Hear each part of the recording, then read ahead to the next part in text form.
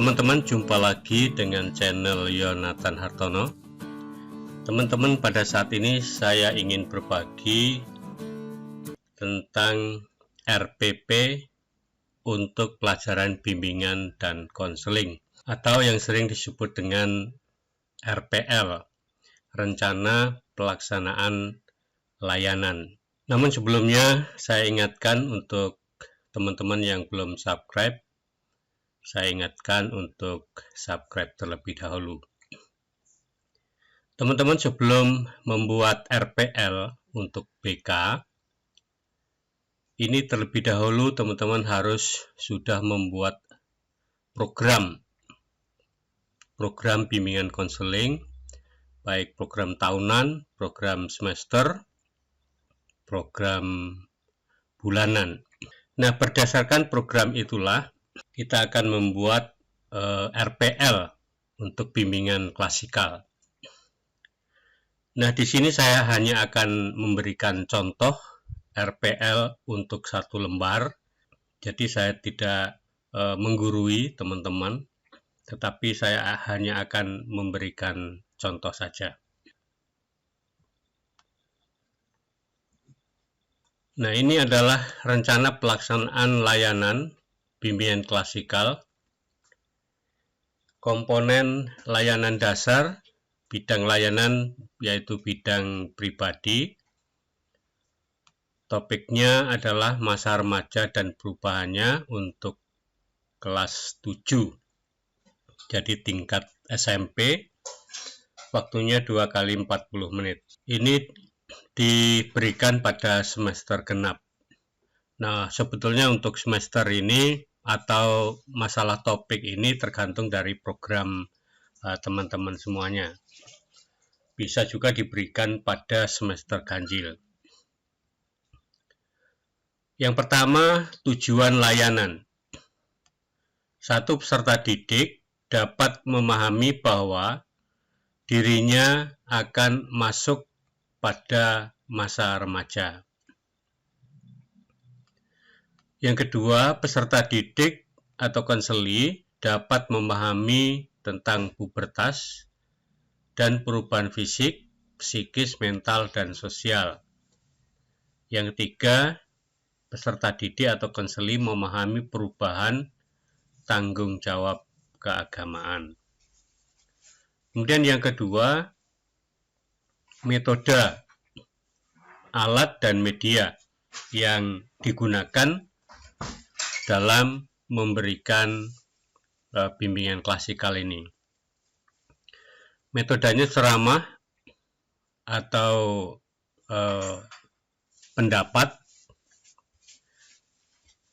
dan tanya jawab. Kemudian alatnya atau media yang digunakan adalah LCD, PowerPoint, yaitu mengenai tentang keremajaan atau masa remaja dan permasalahannya. Yang ketiga, langkah-langkah kegiatan layanan. Yang pertama, yaitu langkah awal atau pendahuluan. Diawali dengan salam dan doa. Kemudian yang kedua, membina hubungan baik dengan peserta didik, misalnya dengan ice breaking, dan menanyakan kabar kepada anak-anak. Yang ketiga, menyampaikan tujuan layanan, materi bimbingan dan konseling. Jadi ya tujuan yang di atas tadi. Yang keempat, menanyakan kesiapan peserta didik dalam menerima materi. Yang kedua, tahap inti. Pembimbing menanyakan media slide PowerPoint yang berhubungan dengan materi layanan. Kemudian peserta didik mengamati slide PowerPoint yang berhubungan dengan materi layanan. Pembimbing mengajak curah pendapat atau tanya jawab. Pembimbing membagi kelas menjadi 6 kelompok. Satu kelompok terdiri dari 5 atau 6 orang. Yang kelima, pembimbing memberi tugas kepada masing-masing kelompok. Yang keenam, peserta didik mendiskusikan dengan kelompok masing-masing. Yang ketujuh, setiap kelompok mempresentasikan tugasnya, kemudian kelompok yang lain menanggapinya, dan seterusnya bergantian sampai selesai. Yang ketiga, tahap penutup. Pembimbing mengajak peserta didik membuat kesimpulan yang terkait dengan materi layanan. Yang kedua, pembimbing mengajak peserta didik agar dapat menghadirkan Tuhan dalam hidupnya. Yang ketiga, pembimbing menyampaikan materi layanan yang akan datang. Yang keempat, pembimbing mengakhiri kegiatan dengan berdoa dan memberi salam. Kemudian yang keempat, evaluasi. Yang pertama, evaluasi proses, memperhatikan proses layanan dengan refleksi hasil masing-masing peserta didik dan sikap atau antusias peserta didik dalam mengikuti kegiatan layanan. Evaluasi hasil, evaluasi setelah mengikuti kegiatan bimbingan klasikal, antara lain merasakan suasana yang menyenangkan, pentingnya topik yang dibahas, dan cara penyampaian materi. Nah, inilah RPL 1 lembar atau RPP 1 lembar untuk mata pelajaran bimbingan dan konseling. Ini kelas 7. Kita akan lihat untuk kelas 8. Untuk yang kelas 8, layanan dasar, bidang bimbingan karir, temanya mengenal profesi dan prospek karir. Kelas 8, semester genap, alokasi waktu 2 kali 40 menit. Tujuan, peserta didik atau konseli dapat memahami tentang profesi. Yang kedua, peserta didik dapat memahami jenis-jenis profesi yang ada di masyarakat. Kemudian metode, alat, dan media. Metode ceramah, curah pendapat, dan tanya jawab. Alat atau media yaitu LCD, PowerPoint, mengenai pengenalan terhadap profesi dan prospek karirnya. Langkah-langkah. Yang pertama, langkah pendahuluan. Membuka dengan salam dan doa, membina hubungan baik dengan peserta didik, menanyakan kabar atau ice breaking, menyampaikan tujuan layanan, yaitu mengenai materi yang disampaikan. Kemudian yang keempat, menanyakan kesiapan kepada peserta didik. Tahap inti. Pembimbing menanyakan media slide PowerPoint yang berhubungan dengan materi layanan. Peserta didik mengamati slide PowerPoint yang berhubungan dengan materi layanan. Pembimbing mengajak curah pendapat dan tanya jawab. Pembimbing bagi kelas menjadi 6 kelompok. Satu kelompok terdiri dari 5-6 orang. Pembimbing memberi tugas kepada masing-masing kelompok. Peserta didik mendiskusikan dengan kelompok masing-masing atau dalam kelompok masing-masing. Yang ketujuh, setiap kelompok mempresentasikan tugasnya dan kelompok lain menanggapi dan seterusnya sampai selesai. Tahap penutup. Pembimbing mengajak peserta didik membuat kesimpulan yang terkait dengan materi layanan. Kemudian pembimbing mengajak peserta didik untuk dapat menghadirkan Tuhan dalam hidupnya. Yang ketiga, pembimbing menyampaikan materi layanan yang akan datang. Yang keempat, pembimbing mengakhiri kegiatan dengan doa dan salam. Evaluasi. Evaluasi proses, memperhatikan proses layanan dengan refleksi hasil masing-masing peserta didik dan sikap atau antusias peserta didik dalam mengikuti kegiatan layanan.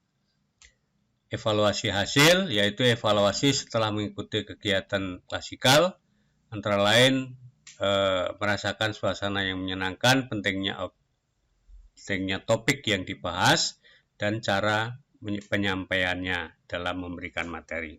Nah, sekarang kita lihat RPL untuk kelas 9. Untuk kelas 9 ini yang saya contohkan masih bidang layanan karir. Topiknya pilihan karir setelah lulus SMP. Kelas 9 semester genap. Tujuan yang pertama, peserta didik atau konseli dapat memahami kelanjutan studi setelah lulus SMP atau MTS. Tujuan yang kedua, peserta didik atau konseli dapat mengenal dan memahami antara SMA, MA, atau SMK. Kemudian metode, alat, dan media. Metode ceramah, curah pendapat dan tanya jawab. Alat atau media LCD, PowerPoint, yaitu tentang pilihan karir setelah lulus SMP atau MTS. Yang ketiga, langkah-langkah kegiatan layanan, yaitu tahap awal atau pendahuluan. Antara lain yang dilakukan adalah membuka dengan salam dan doa. Kemudian membina hubungan baik dengan peserta didik, antara lain menanyakan kabar dan ice breaking. Yang ketiga, menyampaikan tujuan layanan materi bimbingan konseling. Yang keempat, menanyakan kesiapan peserta didik dalam mengikuti materi bimbingan konseling. Yang kedua, tahap inti. Pembimbing menayangkan media slide PowerPoint yang berhubungan dengan materi layanan. Peserta didik mengamati slide PowerPoint yang berhubungan dengan materi layanan. Kemudian guru BK mengajak curah pendapat dan tanya jawab. Guru BK atau pembimbing membagi kelas menjadi 6 kelompok, satu kelompok 5-6 orang. Yang kelima, pembimbing memberi tugas pada masing-masing kelompok. Yang keenam, peserta didik mendiskusikan dalam kelompok masing-masing. Yang ketujuh, setiap kelompok mempresentasikan tugasnya, kemudian kelompok lain menanggapinya, dan seterusnya bergantian sampai selesai. Tahap penutup, pembimbing mengajak peserta didik membuat kesimpulan yang terkait dengan materi layanan. Yang kedua, pembimbing mengajak peserta didik agar dapat menghadirkan Tuhan dalam hidupnya. Yang ketiga, pembimbing menyampaikan materi layanan yang akan disampaikan pada minggu berikutnya atau yang akan datang. Yang keempat, pembimbing mengakhiri kegiatan dengan berdoa dan memberi salam. Evaluasi proses, memperhatikan proses layanan dengan refleksi hasil masing-masing peserta didik dan sikap atau antusias peserta didik dalam mengikuti kegiatan layanan bimbingan. Yang kedua, evaluasi hasil, yaitu evaluasi setelah mengikuti kegiatan klasikal, antara lain merasakan suasana yang menyenangkan, pentingnya topik yang dibahas, dan cara penyampaian yang menarik. Ya, demikian. Kemudian di bawah ini diketahui kepala sekolah, dan seperti biasanya ya di sini tanggal dibuat, kemudian nama guru BK. Jadi demikian teman-teman guru BK contoh membuat RPL 1 lembar untuk bimbingan konseling. Ya, mudah-mudahan bermanfaat bagi kita semua. Sampai berjumpa pada pertemuan yang akan datang. Terima kasih.